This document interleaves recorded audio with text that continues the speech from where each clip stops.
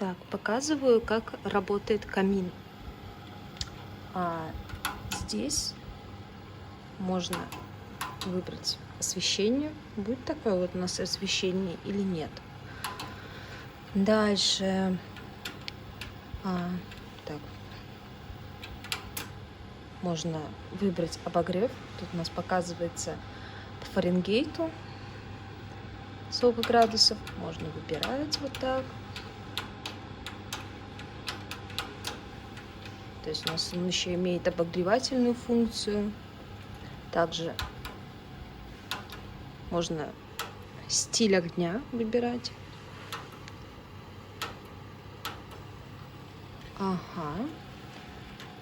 От 1 до 5. Также можно вот эти все. А это уже у нас выключение.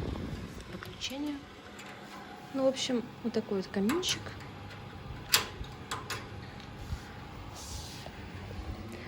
Примерно вот то, что есть по дефектам.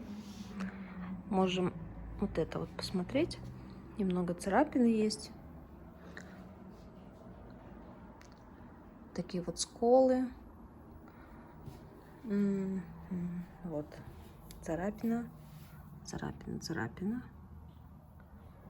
Ну вот как-то так. Покажу его еще раз.